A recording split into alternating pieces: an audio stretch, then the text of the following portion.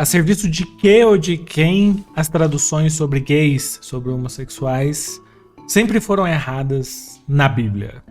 Pois é, essa foi uma pergunta que me fizeram lá, né, no Instagram, @pensador.ph, numa caixinha de perguntas que eu abri, e que eu achei muito pertinente trazê-la aqui para um vídeo mais longo, mais detalhado, né, porque realmente há um debate gigante, grande, né, sobre essa questão da tradução de alguns termos lá na Bíblia, principalmente do grego, se realmente esses termos que foram traduzidos para homossexuais e significando, apontando para uma homossexualidade, se realmente eles são precisos, né, se esses termos realmente fazem jus ao sentido em que foram empregados e escritos lá na origem da Bíblia. E isso é muito importante, porque assim, essas passagens que são chamadas muitas vezes de clobber passages por alguns estudiosos, né, que significa do inglês passagens porrete, como o próprio nome diz, são passagens pinçadas na Bíblia que são utilizadas justamente para destilar ou legitimar uma postura religiosa / espiritual contra os homossexuais, contra a homossexualidade dentro da fé católica, principalmente, mas da fé cristã como um todo também. Então, assim, se você quer entender um pouquinho melhor, é sobre isso que a gente vai prosear hoje aqui. Eu sou Paulo Henrique Lopes, doutor em Ciência da Religião. Espero que esse vídeo ajude você a encantar um pouquinho o seu mundo com conhecimento qualificado sobre o fenômeno religioso. Então já sabe, né?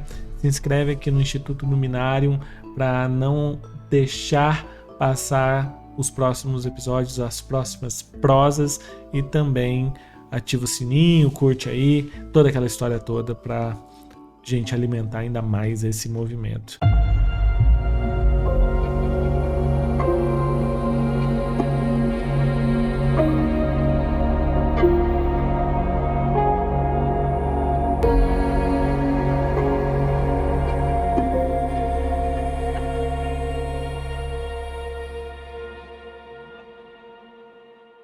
Então, gente, sem mais delongas, né? O que acontece? Tem algumas clobber passages, algumas passagens porretes, que geralmente são utilizadas por grupos fundamentalistas, né? Ou grupos que destilam um certo preconceito, ou têm posturas mais restritas ou fechadas, duras, em torno da aceitação dos homossexuais nas suas respectivas tradições religiosas, especificamente aqui falando do cristianismo. Tem essas passagens que, enfim, são pensadas lá no Antigo Testamento, por exemplo. A gente tem o Levítico, né, 18:22, que vai falar: não te deitarás com um homem como se fosse uma mulher, é abominação. E também a gente tem no 20:13, né, se um homem se deitar com outro homem como se fosse uma mulher, ambos cometeram abominação e certamente serão. E também não só no Velho Testamento, né, mas no Novo Testamento também tem isso, né? Principalmente em passagens de Paulo, do apóstolo Paulo, na carta tanto aos Romanos quanto em Coríntios, né? Nos Romanos ele diz assim: por isso Deus os entregou a paixões vergonhosas, porque até suas mulheres mudaram o modo natural de suas relações íntimas por outro, contrário à natureza. Semelhantemente, os homens também, deixando o contato natural da mulher, se inflamaram mutuamente em sua sensualidade, cometendo torpeza, homens com homens. Em Coríntios, Paulo diz: não se enganem, nem os devassos, nem os idólatras, nem os adúlteros, nem os arsenokoitai. Aí a gente chega agora nessa palavrinha grega que frequentemente foi e é traduzida como homossexuais ou homossexualidade. Mas aí é a grande questão, assim, pra gente não esquecer também de foco a nossa pergunta norteadora feita pelo Lucas, né? Serviço de que ou de quem as traduções sobre gays sempre foram erradas? Peraí. Se a gente pensar, antes de discutir e entrar nessas passagens em si, se a gente pensar, a gente está lidando com tradições religiosas que são criadas, postas e fundamentadas sobre textos sagrados, sobre palavras. Então, parece aqui por exemplo, não te deitarás com um homem como se fosse uma mulher. Isso aí parece óbvio, parece não ter possibilidade de interpretação. Mas essa é a grande questão.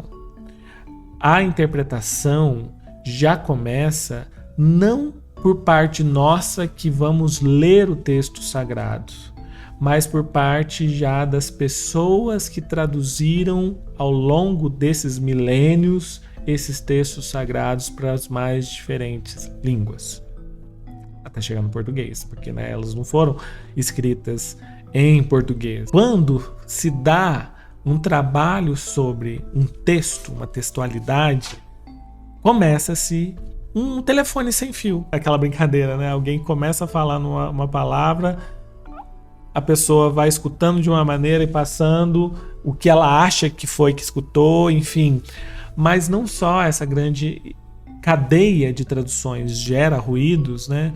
Como também o próprio contexto histórico, geográfico, cultural, econômico, que a pessoa que está recebendo esse original e traduzindo para outra língua ou para o seu tempo, a gente precisa entender que também esse contexto conta muito, muito mesmo.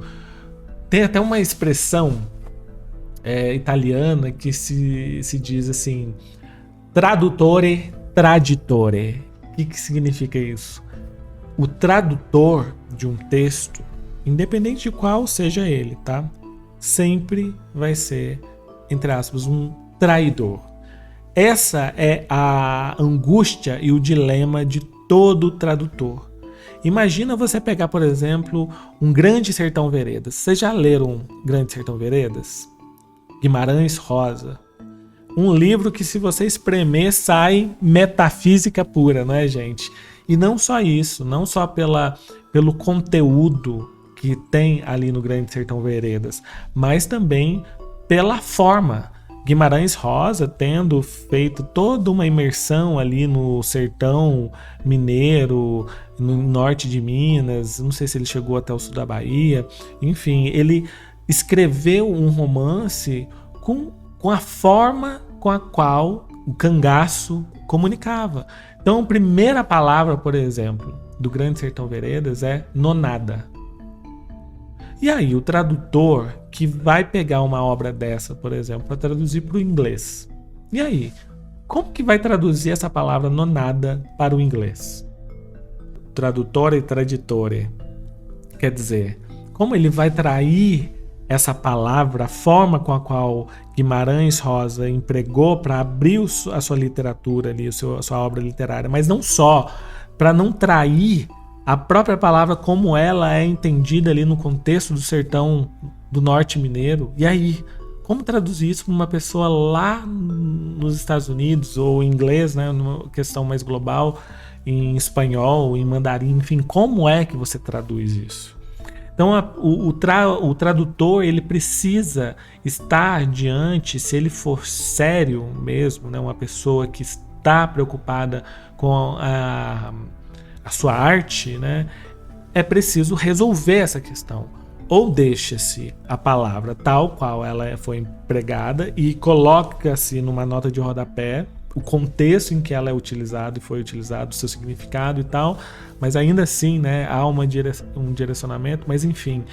Ou o tradutor tenta traduzir essa palavra para alguma que pode ser similar no contexto do inglês, por exemplo, né, que faça algum sentido. E é com isso que o telefone sem fio começa a operar. Agora, imagina num texto de 2.000 anos quase. Imagina o quanto de ruído já não deve ter entrado. Isso só para a gente considerar essa questão hermenêutica que a gente chama, né? Hermenêutica é a interpretação de um texto. como é que vai variar a interpretação de um texto pela pessoa que lê na língua original, mas também pela pessoa que vai traduzir para as outras lerem. Imagina só em 2000 anos. E não só a questão da linguagem em si, mas a questão do tempo. Imagina em um tempo em que uma pessoa que foi traduzir a Bíblia do grego para o inglês, para a modernidade, digamos assim, esteja num contexto sociocultural, num contexto econômico, num contexto nacionalista, em que, quando ela lê lá no grego que, por exemplo, existe uma perversão, aí eu falo assim, mas hoje em dia, o que é uma perversão aqui, né, no meu contexto? Como é que eu posso traduzir, como eu faria lá com Guimarães Rosa para o inglês, como que eu posso traduzir isso de uma forma que essas pessoas entendam? Homossexualidade. Estou aqui colocando a perspectiva de um tradutor que, por exemplo, traduziu ou fez essa opção tradutora e traditora de traduzir. Não se enganem, nem os devassos, nem os idólatras, nem os adúlteros, nem os arsenokoitai. Essa pessoa traduziu essa palavra do arsenokoitai para sodomita, para homossexuais. Mas como toda tradução é uma opção, é uma decisão hermenêutica, a gente não pode tomar principalmente essa tradução como um fato, um fundamento inquestionável. Todo texto, isso inclusive teólogos e teólogas concordam, né? Existem a hermenêutica dos textos sagrados, ou seja, como se dá a interpretação dos textos sagrados. Então, esse termo arsenokoitai, ele mostra que, na verdade, não estava ligado lá no grego, no contexto em que ele foi utilizado por Paulo em Coríntios, não estava ligado à relação necessária da sexualidade entre homens, mas a sexualidade no sentido de uma prática de perversão de alguns costumes que aquele povo, os primeiros cristãos, estavam tentando se afastar, como, por exemplo, alguma pederastia, algumas relações entre mestres e discípulos, né? Algumas questões de exploração sexual também, né?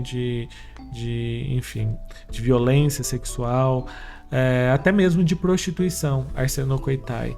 Mas aí, em determinado momento, pode ser que o tradutor, em seu tempo, fez essa decisão de traduzir arsenokoitai para homossexualidade ou sodomia, né, como se diz.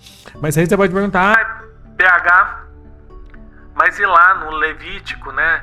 Quer dizer, não te deitará com um homem como se fosse mulher, isso é abominação. Isso aí é, assim, não tem, é objetivo, né? Tá falando de dois homens se deitando juntos, né? E tá abominando isso.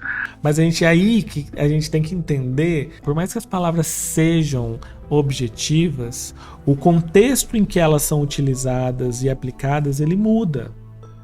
Então imagina só, é só a gente pensar aqui, quantas práticas, por exemplo, que envolvem principalmente moralidade e ética, que é contexto em que o Levítico mais se insere ali, quantas práticas hoje em dia que a gente considerava morais, hoje já não são mais, e vice-versa.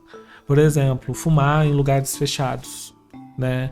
Antes era um status, hoje não mais, né? E em relação à própria homossexualidade, né? Antes era considerado que pessoas do mesmo sexo não era visto com maus olhos, né, relação. E hoje a gente vê que isso, na verdade, faz parte da identidade, faz parte da sexualidade das pessoas, e que elas têm mais é que serem livres mesmo e tal.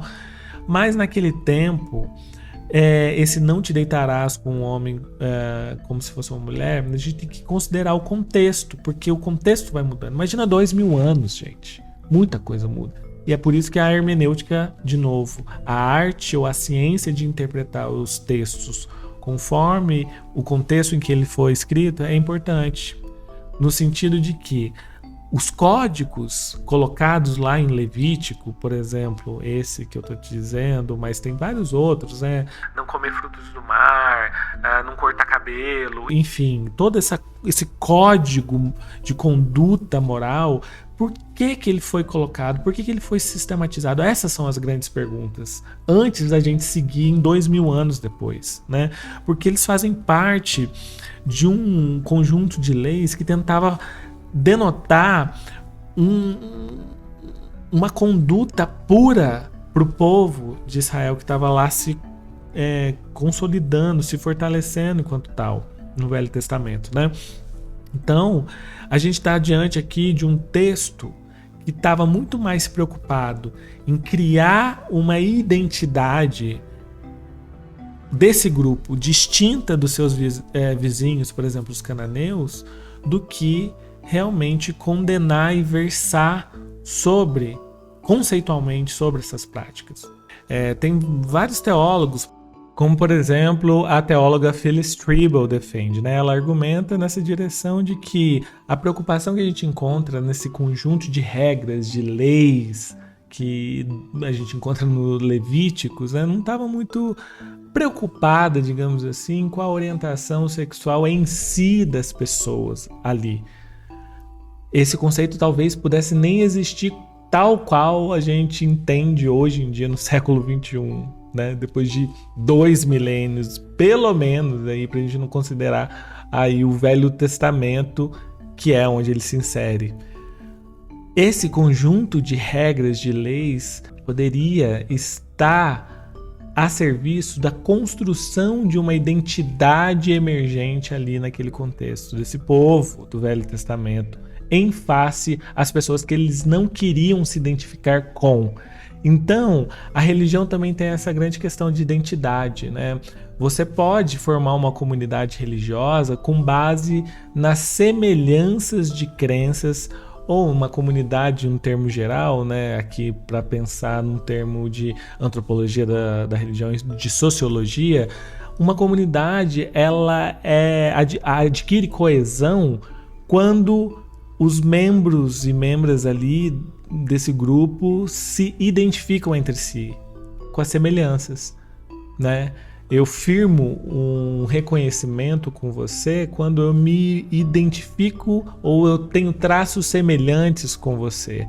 Mas também tem outro lado, o lado avesso dessa comunidade é justamente aquele em que eu me reconheço ou me identifico com você com base naquilo que nós dois rechaçamos no outro. E aí, essa é a grande questão aqui, e que esses teólogos e essa teóloga vem pontuar. Muitas vezes o Levítico não está preocupado com a orientação sexual das pessoas ou com as práticas sexuais das pessoas em si, mas pontuam essas práticas enquanto abominações, entre aspas, justamente para que possa ser criada uma identidade ou um contra-exemplo que fortaleça uma determinada comunidade ali de fé agora, né, de crença. E é interessante a gente perceber como que, principalmente aqui, a religião está em diálogo com a moralidade, a ética, o conjunto de normas ali sociais emergentes.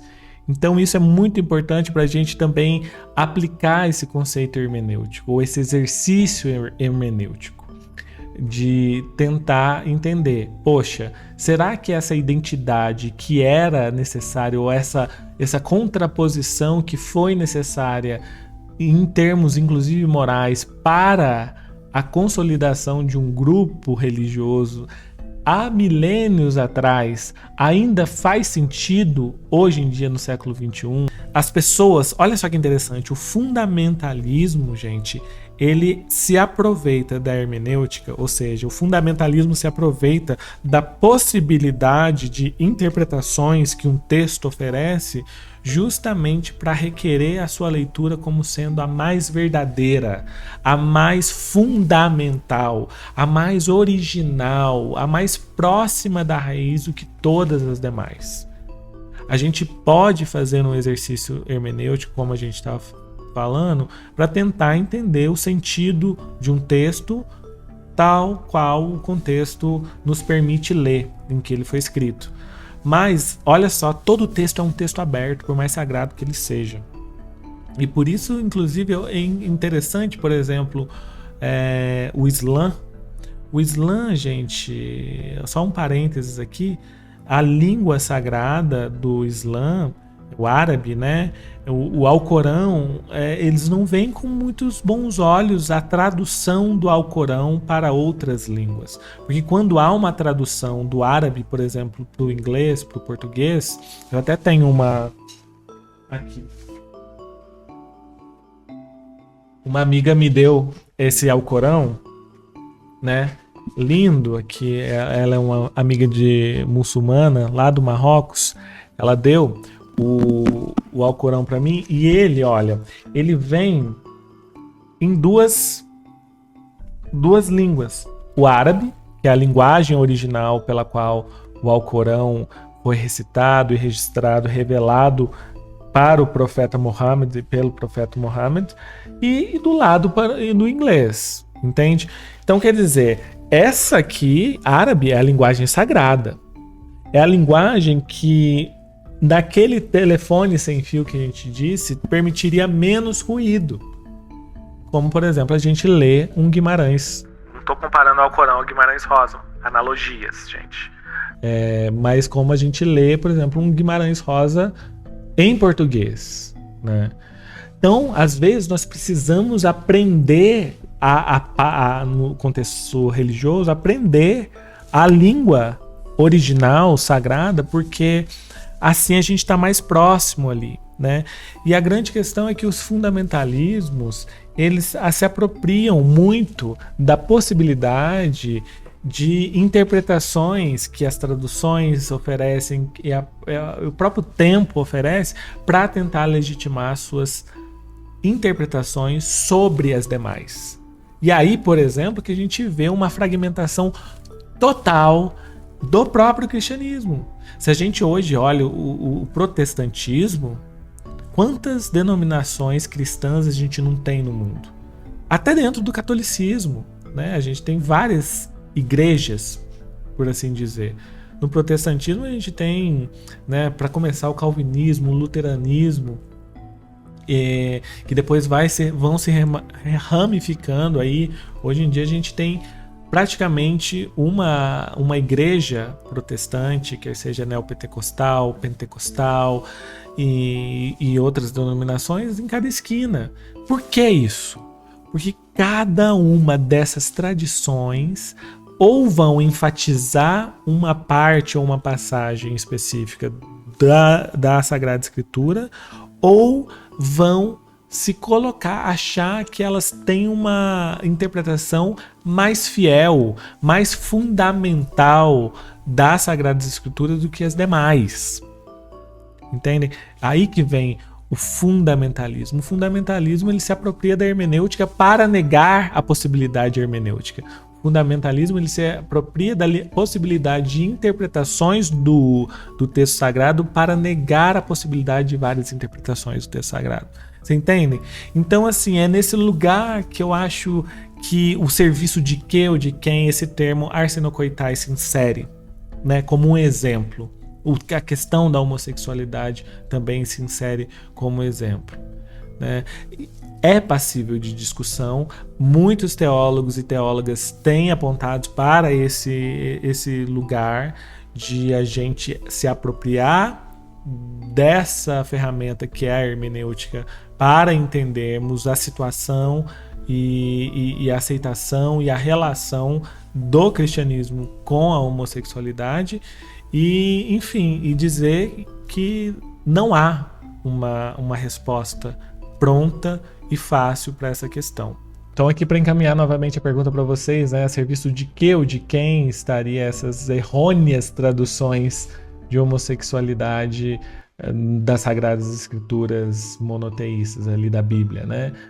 Primeiro, estaria a serviço de um zeitgeist, de um contexto sociocultural, de um contexto de identidade, de um contexto, inclusive, de social, étnico, ali emergente no Velho Testamento, que pode ter sido incorporado ao Levítico e até hoje, então, reverbera e é apropriado de uma forma fundamentalista, de uma forma conservadora, de uma forma que ainda as pessoas utilizam e se apegam a esses trechos, desses clobber passages da Bíblia, do Velho Testamento, para reforçarem a sua identidade religiosa. E aí a pergunta hermenêutica que a gente faz é justamente, ainda são necessárias essas passagens, essa moralidade no século XXI para que essa identidade religiosa ou essa crença, essa identidade de fé seja afirmada ou não? A gente pode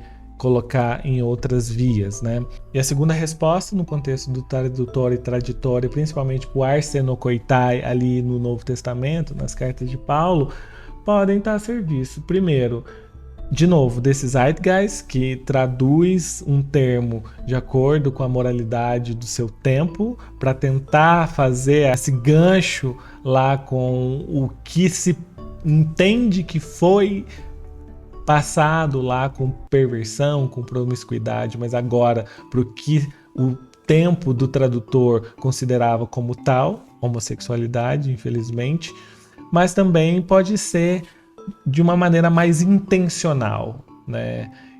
De uma maneira mais maliciosa, de uma maneira que se colocaria mais a serviço de uma homofobia, por exemplo, de uma leitura conservadora, de uma leitura, de novo, fundamentalista, agora no sentido de rechaçar o outro mesmo. E aí se faz essa opção hermenêutica, essa decisão de interpretação dos termos milenares para reforçar ainda mais uma disposição ideológica que hoje em dia. A questão que fica aqui no final para a gente é, de todos os modos, a hermenêutica, novamente, é um instrumento para a gente problematizar essas leituras fundamentalistas e que implicam em um prejuízo da sexualidade do outro diante de uma fé. E aí, ainda é preciso que se faça essas leituras, ou essas leituras são feitas, entre aspas, de má fé? Ou essas leituras não estão sendo problematizadas o suficiente? Essa é a importância dessas questões, essa é a importância da ciência da religião e essa é a importância que eu acho, a contribuição, reflexão que eu posso colocar com vocês diante dessa pergunta que o Lucas trouxe aqui lá no Instagram, @opensador.ph. Espero que esse vídeo tenha te ajudado a encantar o seu dia de alguma maneira, a refletir sobre essas questões e entender melhor o quão delicado são essas relações religiosas, /moral, /étnica, ética, né, também, principalmente quando consideramos textos escritos há tanto tempo atrás e o contexto desse tempo também precisa ser considerado hoje em dia. Então é isso, gente. Assina aqui o canal do Numinarium. Eu sou Paulo Henrique Lopes, doutor em Ciência da Religião, para você não perder mais nenhum episódio aqui de alguma questão que a gente levantar. Aliás, comentem aqui embaixo com as suas questões, com as suas dúvidas, não necessariamente apenas para o cristianismo, mas para várias tradições religiosas, mas também para o fenômeno religioso em si, para as questões pertinentes ao nosso tempo, que quem sabe eu posso selecionar aqui uma pergunta interessante que vocês sempre têm para trazer e fazer um vídeo longo aqui. No mais, é isso. Bons ventos para nós e até a próxima.